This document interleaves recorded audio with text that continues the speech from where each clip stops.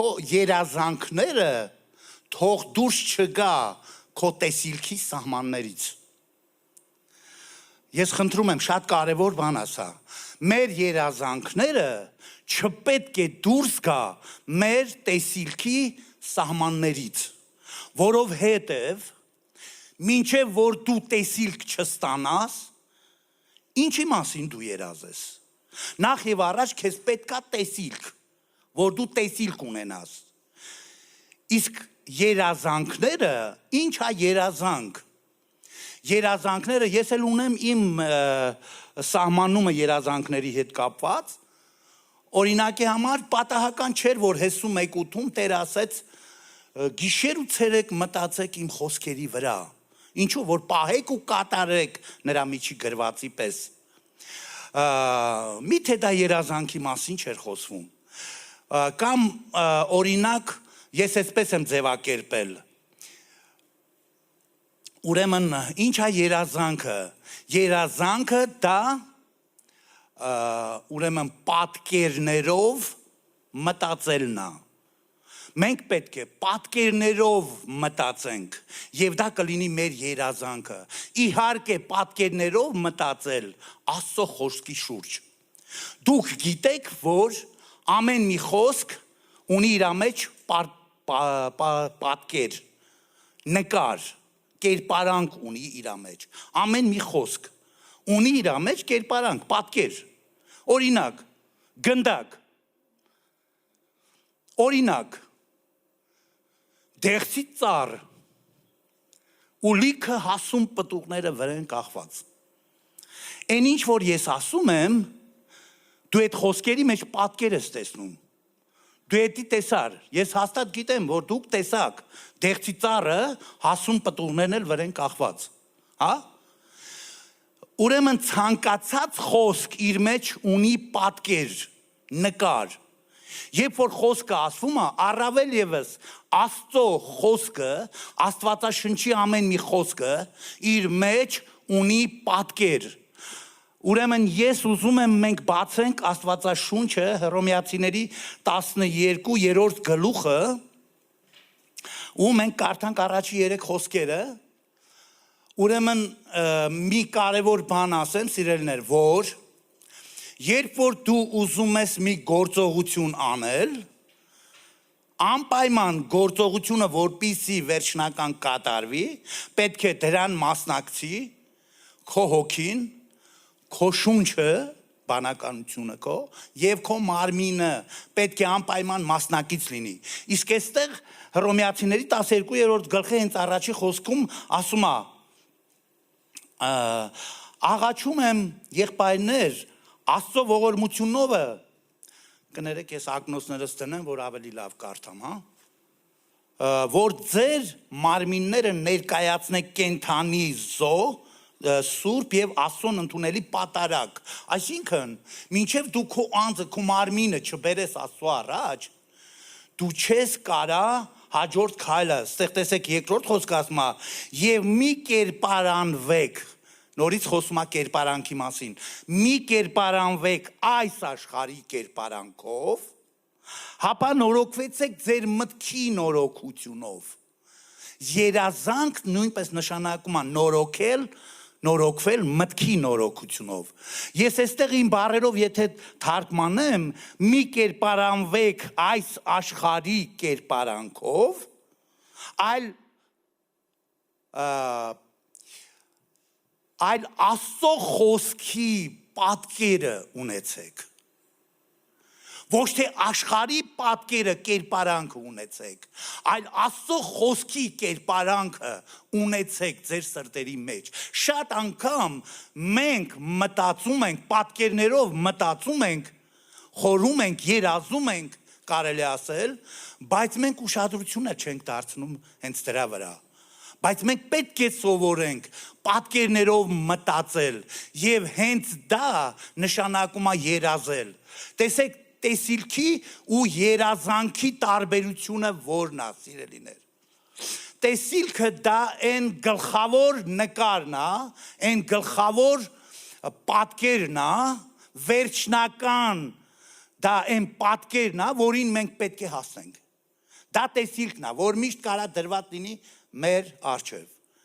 Դա տեսիլք է, իսկ երազանքները պետք է մտնեն մեր տեսիլքի մեջ։ Մեր երազանքները պետք է մտնի հենց այդ տեսիլքի մեջ։ Մենք պետք է երազենք հենց այդ տեսիլքի շուրջ։ Ուրիշ բանի վրա դու պետք է դուրս չգաս քո տեսիլքի սահմաններից, դուրս չգաս։ Եթե դուրս գաս քո տեսիլքի սահմաններից, ուրիշ բաների վրա սկսես երազել, այդ ժամանակ դու կկորցնես քո տեսիլքը եւ դու երբեք նպատակին չես հասնի։ Դրա համար երազի քո տեսիլքի սահմաններում։ Երազի քո տեսիլքի սահմաններում։ Եթե դու չերազես քո տեսիլքի սահմաններում, դու կկորցնես ամեն ինչ, դու կընկնես խառնաշփոթի մեջ, դու չես հասնի նպատակին, այն վերջնական տեսիլքին, որ դու ստացել ես թեկուզ տիրոջից կամ ինչ որ տեղից։ Կան տեսիլքներ, որ տիրոջից չի, այլ հակառակորդը կարա տա։ Օրինակ, վերցնենք Ադամին ու Եվային։ Շատ պարզ օրինակ է, Աստված տվել էր տեսիլք, ամբողջ եդեմական պարտեզը ձեզ է պատկանում, դու կարող եք ամեն ծառից ուտել անխտիր, հատկապես կյանքի ծառից դու կարող եք ուտել, բայց մենակ այս մի ծառից մի կերեք, եթե ուտեք կմահանաք, եթե ուտեք այս ծառից կմահանաք, բայց մենք գիտենք պատմությունը, որ օձը Սատանան, այսինքն օձի միջոցով գալիս է ու Եվային խաբում է։ Ոնց է խաբում։ Գիտեք ոնց է խաբում։ Նա ասում է իրավ Աստված ասել է որ չուտեք այս ծառի պտղից։ Իրավ Աստված ձեզ ասել է որ այս ծառի պտղից չուտեք։ Եվան ասում է Տերը չի ասել որ չուտեք, ասել է որ չկպնեք ընդհանրապես այդ ծառին, մոտիկ չգնաք անգամ այս ծառին։ Աստված ասել է բոլոր ծառերի պտղից կարող եք ուտել, բայց մենակ այս մի ծառին չմոտենաք, որովհետև մահով կմեռնեք։ Եվ տեսեք օձի խորամանկությունը, սատանայի խորամանկությունը, ինչպիսի գայթակղիչ տեսիլք է տալիս կնոջը։ Ու գիտեք ինչ է ասում։ Ասում է բնավ չեք մեռնի, այլ եթե ուտեք այս պտուղը, ձեր աչքերը կբացվի ու դուք Աստծո նման կլինեք։ Ինչպիսի գայթակղիչ տեսիլք ստացավ Եվան։ Ինչ մեծ գայթակղություն,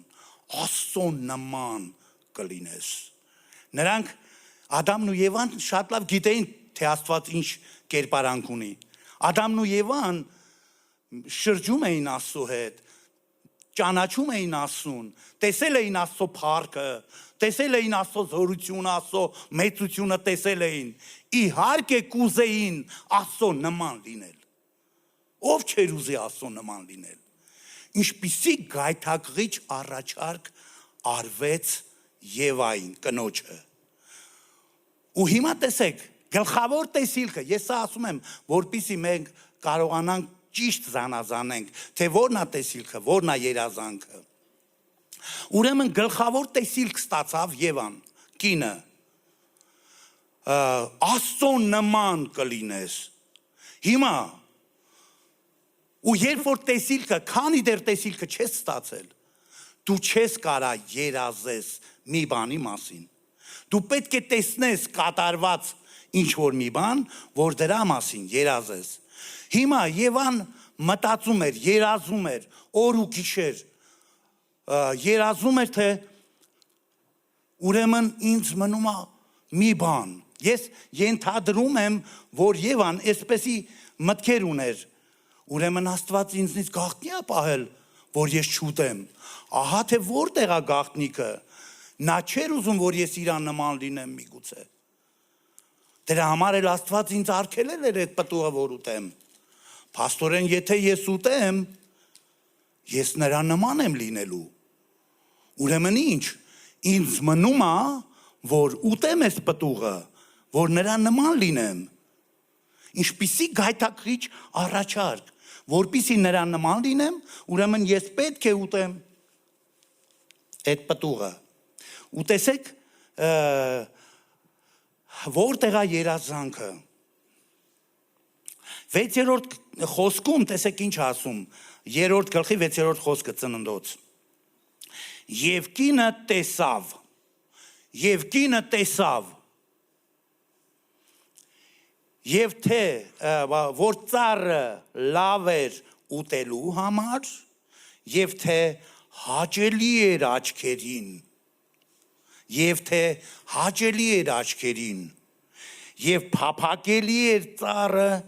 նայելու համար։ Ինչա Եվա, մինչև այդ դու չէիր տեսնում այդ ծառը, որ այդքան հաճելի է, կամ դու չէիր տեսնում դու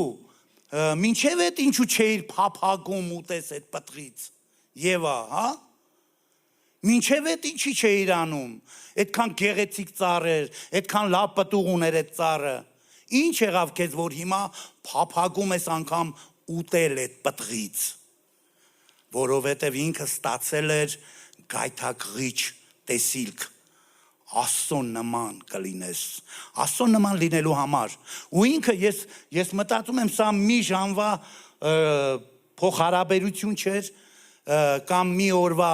ես մտածում եմ, որ միգուցե բավականին երկար ժամանակ Եվան տարված էր երազանքներով, ուտի թե չուտի այդ պտուղը։ Ու իհարկե նա պետք է ուտեր, որովհետև շատ գայթակղիչ առաջարկ էր ստացել, շատ մեծ տեսիլք էր ստացել, ու նա պետք է ուտեր։ Եվ նա ինչ արեց, առավ պտուղը ու կերավ,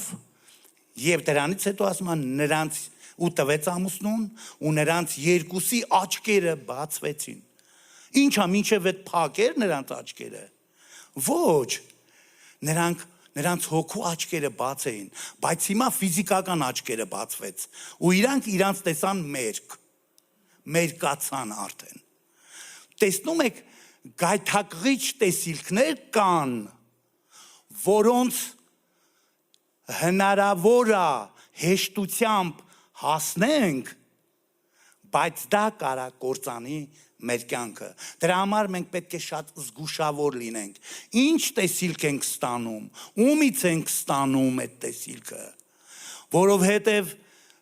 Եվան արդեն չէր կարա չերազեր, որովհետև նա գայթակղիչ տեսիլք ստացավ ու ընդունեց այդ տեսիլքը, մտածելով, թե Տերը միգուցե իրան խաբել է, բայց Տերը իհարկե չէր խաբել։ Իմ կյանքից մի փոքրիկ պատմություն բերեմ, մոտավորապես 9 տարի է արդեն, որ մենք ապրում ենք Ռուսաստանում։ Իսկ մինչև դա ես բավականին գումար ունեի իմ գրպանում, ու ես որոշեցի գնամ Եվրոպա, մոտավորապես մի $6,000 այն ժամանակ $6,000 բավականին մեծ գումար էր, ու ես գնացի Եվրոպա, ու այդ բոլոր գումարը վատնեցի, ու այնտեղից հետ վերադարձա բավականին մեծ պարտքով։ Մոտավորապես էլի 2,000 էլ ավելացավ այդ գումարի վրա, ու դրանից հետո ես Եվրոպայից երբ որ եկա Հայաստան, ընդամենը 10 օր մնացի, 10 օր հետո ես եկա Ռուսաստան, իմ կնոջը 2 երեխեքից վերցրի, եկա Ռուսաստան։ Ու մենք փառք Աստծուն, Աստված օրհնեց, բավականին շուտ տեղավորվեցինք աշխատանքի, ես շատ կարճ եմ պատմում իմիջայլոց, ու մենք արագ, ես շինարարության մեջ էի աշխատում, ու կարողանում էի բավականին լավ գումար հայթայթել արդար ձևով կարողանում էի բավականին գումար աշխատել, ու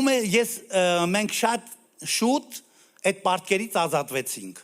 Ու ես իմ սրտում ստացա, որ ես Կաստրամայում պետք է սեփական տուն ունենամ։ Ու ինչու, որովհետև ես շատերին էի օգնել, շատերին նույնիսկ ձրի տներ եմ կառուցել, ես շինարար եմ, ու շատերին օգնել եմ, ասենք, ու ես այսպես մտածեցի, Տեր Աստված, չէ որ ես շատերին օգնել եմ, քո խոսքն ասում է ինչ որ ցանես, էնի կհնձես, ասենք, խնդրում եմ ինձ բնակարանով որտնի։ Ու ես հաստատ սրտումս առա, որ ես պետք է բնակարան ունենամ։ Ես ուզում եմ այս օրինակով քեզ ցույց տամ, որ ես ու դու պետք է երազենք նախնական բաների վրա։ Ու մեր տեսիլքի սահմաններից դուրս չգնանք, որպեսզի արագ հասնենք վերջնական արդյունքին, այն տեսիլքի իրականացմանը, որ մենք ունենք մեր առջև, այն վերջնական կետին, վերջնական նկարին։ Այո, գլխավոր տեսիլքը դա տունն էր, որ ես պետք է ունենամ։ Բայց եթե ես կանգնեի դրա վրա, ես չէի հասնի նպատակին։ Որպեսզի ես տուն ունենամ, ինձ պետք է նախ եւ առաջ հողատարածք ունենամ, որի վրա պետք է կառուցվի տունը։ Ուրեմն ես ինչ պետք է անեի։ Ես պետք է երազեի հող ունենալու մասին, հա։ Տենց թե չէ։ Ես պետք է երազեի հող ունենամ նախ եւ առաջ։ Իսկ հող ունենալու համար գումար է պետք։ Գիտեք, այդ տեսիլքի մեջ ինչքան փոքրիկ տեսիլքներ կան, տարբեր նկարներ, պատկերներ կան, ու երբ որ դու պատկերավոր մտածում ես քո ընդհանուր տեսիլքի վրա, ու մտածում ես նախնական սկզբնական բաների վրա, դու կարող ես շատ շուտ հասնել նպատակին։ Իսկ եթե դու խճճվում ես քո տեսիլքի մեջ, ու դու շեղվում ես անգամ, գալիս է հիասթափություն, սառնություն, ես չգիտեմ, նման բաներ է գալի մարդու կյանքի մեջ, որ շուտով կարող է կորցնես քո տեսիլքը, քո երազանքը կարող է մահանալ, բայց Աստված կարա հարություն տա, սիրելիներ։ Աստված կարող է հարություն տա մեր երազանքները։ Ուրեմն, տեսեք, ու շատ կարճ ժամանակ հետո մենք գումար հայթայթեցինք, ընդամենը 3 ամիս հետո, ու ես պարապ նստած չէի, իմ հավատքը ես գործի դրեցի, ես համ երազում էի հող ունենալու, արդեն, ես չէի երազում, թե ոնց կրիշը կդնեմ հիմա ինձ պետք չէր կրիշի մասին մտածել, հիմա ինձ պետք էր, որ ես հողի մասին, հող ունենալու մասին երազեմ։ Ու երբ որ ես ստացա հողը, գնացի, համոզվեցի, որ դա Աստծո կամքն է, ու գնեցի այդ տեղում, որտեղ հիմա մենք ունենք այդ հողը, շատ տեղեր նայեցինք, կամպյուտերով նույնիսկ շատ տեղեր նայեցինք, ու մենք հասկացանք, որ դա չէր։ Ու հիմա որ ունենք մենք, դա Աստծո կամքով գնվեց այդ հողը, ու երբ որ գնեցինք հողը, արդեն պետք չէր ինձ երազել հողի համար։ Հաջորդ քայլը ո՞րն է։ Հիմքը քանդել, մատերիալ գնել, եւ այլն, եւ պատերը կանգնացնել, մտածել դուր լուսամուտի մասին, եթե գումարը կա նախորոք կարելի է չափսերը գիտես, դուր լուսամուտը, ռեմոնտի մասին, կրիշի մասին, չգիտեմ, այնքան մանր դետալներ կա, սիրելիներ, որոնց մասին կարելի է երազել։ Դրա համար մենք պետք է երազենք պատկերներով երազել, Աստծո խոսքի վրա, ոնց որ Հովիվ Արթուրն ասում, Աստծո հետ միասին, այո, Աստծո հետ միասին պետք է երազենք, որպեսզի արագ հաղթանակի հասնենք։ Իմ ու քո տեսիլքը կարող ենք հաղթահարել, կարող է դառնալ մեր համար նպատակ, որին մենք կարող ենք հասնել։ Իմ ու քո տեսիլքը։ Տեսեք, ես հիմա մի ուրիշ բան ասեմ, որ ավելի պարզ լինի քեզ համար։ Այդ ժամանակ տուն ունենալը իմ համար գլխավոր տեսիլքն էր։ Իսկ միջի գործերը այդ բոլորը իմ երազանքն էր, որ ես իրականացնեի, որպեսզի հասնեի գլխավոր տեսիլքին։ Իսկ ինչ որ մեկի համար կարող է տուն ունենալը լինի երազանք, բայց գլխավոր տեսիլքը լինի ինչ որ մի քաղաք կառուցել։ Հասկանում եք ինչի մասին է խոսքը։ Դրա համար մենք պետք է իմանանք մեր երազանքները, սկզբնական բաների վրա երազենք։ Դա շատ կարևոր է։ Այդպիսով դու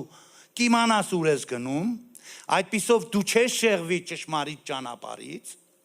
այդպիսով դու արագ կհասնես խնդրի լուծմանը։ Ամեն։ Եթե նույն ծննդոց 13-րդ գլուխը մենք բացենք, մենք կտեսնենք Հովտի եւ Աբրահամի հետ կատարված, երբ որ նրանց ծառաները վիճում էին Աբրահամի այնքան էր շատացել իրանց հոտերը, իրանց ծառաները կռվում էին իրար հետ։ Եվ Աբրահամը ասեց իր եղբոր որդի Հովտին։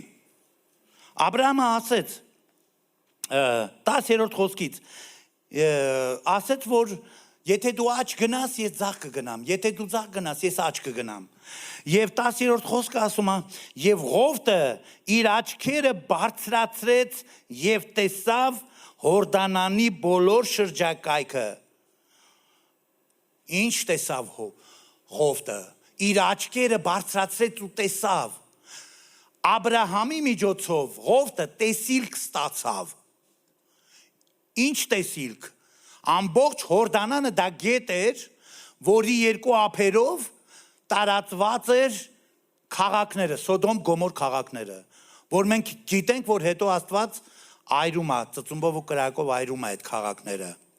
Ու երբ որ Հովտը տեսավ այդ քաղաքները, նա ցանկացավ, ինչպես Եվան ցանկացավ Աստծուն նման լինել, այնպես էլ Հովտը ցանկացավ, ինչ հրաշալի տեղ է, ինչ լավ է, որ ես ունեմ ընտրելու իրավունք, ու ես իհարկե կընտրեմ այս կանաչ միջավայրը, այս կանաչ տեղերը, որ իմ անասունները լավ կեր ունենան եւ այլն, ֆիզիկական աչքերի համար սա շատ գայթակղիչ էր, Հովտի համար դա շատ գայթակղիչ էր, սիրելիս, բայց մենք տեսնում ենք հետագայում, թե ոնց է Աստված ուրեմն վարում այդ քաղաքները իրանց մեղքի պատճառով։ Ու տեսեք 14-րդ խոսքում, տեսեք ինչ է գրված։ Եվ Եհովան ասաց Աբրահամին Հովտի նրանից բաժանվելուց հետո, արդեն հետո, երբ որ Հովտը բաժանվում է, տես ինչ ասում, աչքերդ բարձրացրու եւ մտիկ տուր քո եղած տեղից դեպի հյուսիս, հարավ, դեպի արևելք եւ արևմուտք, որովհետեւ այդ բոլոր երկիրը, որ դու տեսնում ես, քեզ եմ տալու եւ քո սերունդին հավիտյան։ Հովտը Աբրահամից ստացավ տեսիլք։ Իսկ Հովտի գնալուց հետո Աբրահամը Աստծուց ստացավ տեսիլք։ Ինչ տեսիլք ստացավ Աբրահամը։ Ամբողջ երկիրը քեզ եմ տալու եւ քո սերունդին։ Դու գիտես, որ դու էլ Աբրահամի սերունդ ես։ Այս երկիրը ու նույնիսկ Աստված մեր համար նոր երկիր ու նոր երկինք է ստեղծելու։ Նորը անելու Աստված ամեն բան։ Ու քանի որ ես ու դու էլ Աբրահամի սերունդ ենք, մենք ենք վայելելու այս երկիրը հավիտյան։ Աբրահամը ստացավ հավիտենական տեսիլք,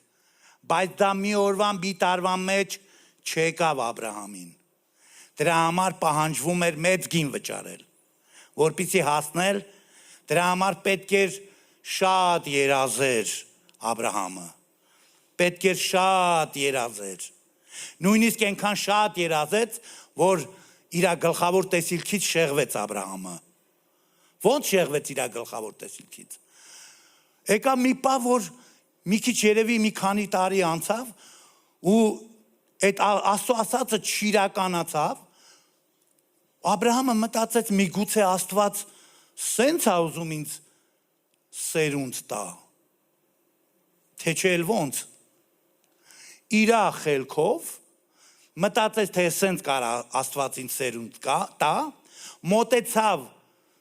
աղախնին, Հագարին եւ որդի ունեցավ, Իսմայելը ունեցավ,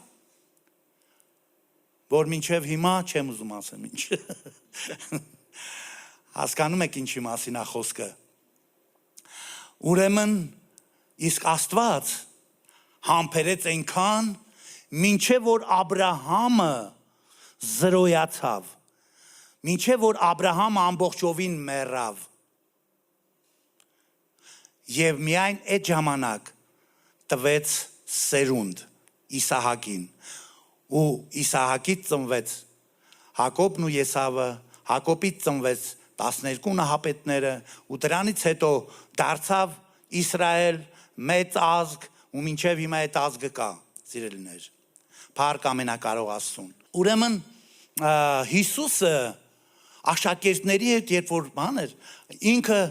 աշակերտների վիճակը տեսնելով նրանք ամբողջ օրը կենտրոնացած էին, կարելի ասել, նյութական բաների վրա, երևացող բաների վրա, աշխարհի կերպարանքի վրա, կարելի ասել։ Ու Հիսուսը ինչ ասեց իր աշակերտներին։ Ասեց բարձրացրեք մի հատ ձեր աչքերը ու տեսեք։ Ինչ եք կպեք գետնից։ Մի հատ հələ տեսեք, իսկ դուք ասում եք հələ 4 ամիս կա, որ հունց կլինի։ Ով ասում որ 4 ամիս կա։ Հələ գետնից կտրեք ձեր աչքերը ու բարձրացրեք երկինք ու տեսեք, որ արտերը արդեն սպիտակել են ու պատրաստ են հունցքի։ Ինչ է նշանակում սա։ Ինչ հրաշալի տեսիլ տվեց Հիսուսը։ Հիշում եք մհերը որ խոսում էր երազանքների մասին ինչ ասեց։ Այո, ես կանչված եմ շատ մարդկանց փրկելու համար։ Ես երազում եմ, որ շատ մարդիկ փրկվեն, բայց եթե այսօր ես չեմ կարողանում մեկին փրկեմ, ես ո՞նց կարող եմ շատերին փրկեմ։ Ես նախ եւ առաջ պետք է երազեմ ինչ որ մեկին փրկեմ, հա։ Բարձրացրեք ձեր աչքերը ու տեսեք։ Տեսեք թե ինչքան պատրաստ սրտեր կան, որ սպասում են քո ավետարանին, քո խոսքին, երազի մարդկանց հոգիներ փրկելու համար, սիրելիս։ Ունեցի պտուղ Աստծո արքայության մեջ, որ երբ որ գնանք երկինք, գլուխդ բարձր, պարզ ճակատով նայես Տիրոջը ու ասես. Փառք ամենակարող Աստծուն։ Այս վերջերս ես Աստծո փառքի համար եմ ասում։ Ինձ Աստված տվել է իմ հարազատների շրջանում։ Այս մի տարվա մեջ արդեն մոտավորապես մի 20 հոգի կա, որ իրանց սրտերը տվել են Աստծուն։ Իմ հարազատներից։ Ու ես չեմ դադարում դրանով։ Ես սկսում եմ աշխատել ուրիշների հետ։ Այս մի քանի օր առաջ 3 հոգի մի անգամից նույն օրը ընդունեցին էլի Հիսուս Քրիստոսին որպես Տեր ու Փրկիչ, ու հիմա շատ ուժեղ կապերի մեջ ենք մենք, փառք ամենակարող Աստծուն։ Ես սա Աստծո փառքի համար եմ ասում, սիրելիներ։ Ինչի՞ մենք պետք է երազենք մարդկանց, դու պատահական չես ապրում ես երկրի վրա։ Դու ոչ մի պատահական բան չկա, որ այսօր դու ես ապրում ես երկրի վրա։ Աստված է քեզ այս ժամանակի մեջ դրել։ Ինչի՞, որ Աստծո երազանքները իրականացնես։ Ամեն։ Որ Աստծո կամքը իրականացնես, նրա ծրագրերը ու պլանները իրականացնես։ Դու հենց այնց մեկը չես, դու կարող ես քեզ նայում ես ու դու ինքդ քեզ թերագնահատում ես։ Դու յուրահատուկ ես, դու առանձնահատուկ ես, քո նմանը չկա։ Դու շատ լավն ես, դու առաջվանը չես, որ այն վաղտ կայիր առանց Աստծու։ Դու հիմա նոր արարած ես։ Դու նոր արարած ես, դու Աստծուց ծնված ես։ Դու քեզ սկսի ուրիշ աչքերով տեսնել։ Դու ուրիշ ես հիմա։ Քո մեջ կա Աստծո բնավորության գծերը։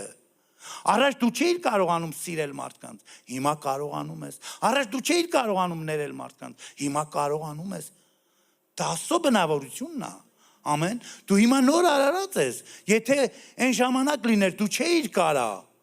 Հələ փորձվի մեկը ինձ մի հատ թթու խոսք ասի։ Ով էր Նեմյան։ Նեմյան պալատական կյանքով ապրող մեկն էր, հրյա մարդ էր, որը ապրում էր Շուշան քաղաքում, Արտաշես թագավորի պալատներում, նա ապրում էր այդ պալատներում։ Ու մի օր Հրեաստանից եկան մարդիկ, Իսրայելից, եկան լուր բերեցին Նեեմիային, որ թշնամին ամբողջ ժողովրդին անարգության մեջ է գցել, Երուսաղեմի պարիսպները քանդել է, դռները այրել է, ու ամեն ինչ ոնց որ անտերության է մատնվել։ Ու երբ որ եկան Նեեմիային այս լուրը բերեցին, ինչպիսի վատ տեսիլք ստացավ Նեհեմիան։ Ինչ վատ տեսիլք ստացավ Նեհեմիան։ Դուք պատկերացնում եք, հիմա ես որ ասեցի սա, դուք էլ պատկերացրիք, թե ինչպես է պարիսպները քանդված, թե ինչպես է դռները այրված, թե ինչպես ժողովուրդը անարգված վիճակում, հա? Ինչ վատ տեսիլք ստացավ Նեհեմիան իր ազգականներից, հա? Շատ վատ տեսիլք ստացավ։ Ու ինչ արեց Նեհեմիան։ Այստեղ մի մեծ բան կա, եւ 4-րդ խոսքը ասում է, եւ երբ որ ես այս խոսքերը լսեցի, նստեցի եւ լաց եղա, եւ սուկ արի, լացի եւ սուկ արի մի քանի օր, եւ ծոմ պահեցի եւ աղոթք էի անում երկնքի Աստծուն։ Ես կարդալով այս տեղերը, ես մի քիչ կարողանում եմ պատկերացնել Նեհեմիայի այդ սուքի օրերը, այդ մի քանի օրը, որ Նեհեմիան անցկացրեց, այդ տեսիլքը ստանալուց հետո, այդ ահավոր տեսիլքը ստանալուց հետո, իրականում Նեհեմիան կարող էր ասել, հա, շատ վատ բան է եղել, ճիշտ է, բայց ես ինչ կարամ անեմ։ Ես պալատներում ապրում եմ, թագավորական պալատներում, իմ համար ամեն ինչ լավ է։ Բայց մենք այստեղ ինչ ենք տեսնում, սիրելիներ, մենք տեսնում ենք Նեհեմիայի սիրտը, նրա սրտացավությունը իր ազգի, իր ժողովրդի համար։ Ամեն։ Ինչ ենք մենք տեսնում։ Այս մի քանի այդ սքի օրերը ինչ արեց Նեհեմիան, իր աղոթքներով ու ծոմերով, իր լացով ու արցունքով, Նեհեմիան տեսիլքի, այդ վատ տեսիլքը փոխեց դրականի, դրական տեսիլք ստացավ, որտեղից ես գիտեմ, որ ինքը մինչև գնալը, հələ դեռ ընդեղ պարիսպները քանդված, դռները այրված, բայց Նեհեմիան արդեն տեսնում էր, որ լրիվ վերափոխված է, այդ ամենը կատարված է, ինքը տեսնում էր վերջնական, գլխավոր տեսիլքը, որ ամեն ինչ վերականգնված է։ Որտեղից ես գիտեմ։ Երկրորդ գլխի 12-րդ խոսքը։ Մենք գիտենք այս մի քանի օրվա մեջ, որ Նեհեմիան նկարագրում է, ես չեմ ուզում շատ կանգնեմ այս տեղի վրա, որովհետև թե ինչպիսի ահավոր օրեր անցկացրեց եւ ինչ երազանքներ դրանից հետո Աստված տվեց Նեհեմիային, թե ինչպիսի հրաշալի ծրագիր Աստված տվեց Նեհեմիային։ Երբ որ Աստված է տալիս երազանքը քեզ, Աստված նաեւ օգնում է քեզ, որ իրականացնի քո երազանքները։ Ամեն։ Հալելույա։ Եվ տեսեք սիրելիներ, 12-րդ խոսքը երկրորդ գլխի Նեհեմիա։ Եվ ես վեր կացա գիշերը եւ մի քանի մարդ ինձ հետ եւ ոչ մի մարդ եւ ոչ մի մարդի չպատմեցի, թե իմ Աստվածը ինչ էր դրել իմ սրտում, որ Երուսաղեմին անեմ։ Ոչ մի մարդ հələ չգիտեր, թե Աստված ինչ էր դրել Նեհեմիայի սրտին, որ Նեհեմիան աներ։ Քո կարծիքով պատահական էր, որ Աստված Նեհեմիային էր վստահել մեծ գործը, այդ պատասխանատու գործը, պատահական էր դա։ Ինչեր Աստված Նեհեմիային տվեց այդ գործը։ Ինչեր այդ վերականգնման այդ մեծ գործը Աստված Նեհեմիային տվել, որովհետև Նեհեմիան էր ավելի սրտացավ։ Ինչի Աստված հովիվ Արտուրին դրեց տեղ։ Աստված գիտի ով է ավելի սրտացավ, ով է ավելի նվիրված, հա? Ով կարա իր կյանքը դնի ուրիշների համար։ Աստված գիտի, դրա համար էլ Աստված է ընտրում իր եկեղեցում ումը տնի։ Մենք բոլորս էլ կարող ենք ունենալ միևնույն ժամանակ մի քանի տեսիլք, այսինքն դու կարող ես ունենալ տեսիլք քո ընտանիքի մասին, համար, դու կարող ես ունենալ տեսիլք քո ծառայության համար, դու կարող ես ունենալ տեսիլք քո աշխատանքի տեղի համար, դու կարող ես ունենալ տեսիլք, ես չգիտեմ, ուրիշ միսիոնարության հետ կապված, տարբեր գործերի հետ կապված։ Դու կարող ես ունենալ մի քանի տեսիլքներ ու երազես մի քանի տեսիլքների վրա երազես, բայց որ տեսիլքի վրա որ մտածում ես, դրա սահմաններից դուրս մի արի։ Իզուր չի, որ ես իմ քարոզի վերնագիրը այսպես եմ վերնագրել։ Քո երազանքները թող դուրս չգա քո տեսիլքի սահմաններից։ Երազի քո տեսիլքի սահմաններում, որպեսզի արագ հասնես քո գլխավոր տեսիլքի իրականացմանը։ Քո գլխավոր տեսիլքը դառնում է քո նպատակը, որին դու պետք է հասնես։ Այդ նպատակը միշտ քո առաջ պետք է լինի, որ ամեն անգամ տենալով դու հասկանաս, տեսնես որտեղ եմ ես հասել, որ մասում եմ, արդյոք մինչև կեսը հասել եմ, որ իմ տեսիլքի իրականացման։ Ես ասեցի, որ մենք պետք է, որպեսզի շուտ լինի, արագ լինի, մենք պետք է առաջ երազենք սկզբնական բաների վրա, նախնական բաների վրա, ուշադրություն դարձրա, քեզ պետք չի մի անգամից անցնես վերջը, ինչքան ուզում ես դու սկզբից վերջի մասին մտածես, երազես, դու դժվար թե հասնես քո տեսիլքի իրականացմանը, սիրելիս։ Ամեն։ Թող մեր Տիրոջ անունը փառավորվի, սիրելիներ։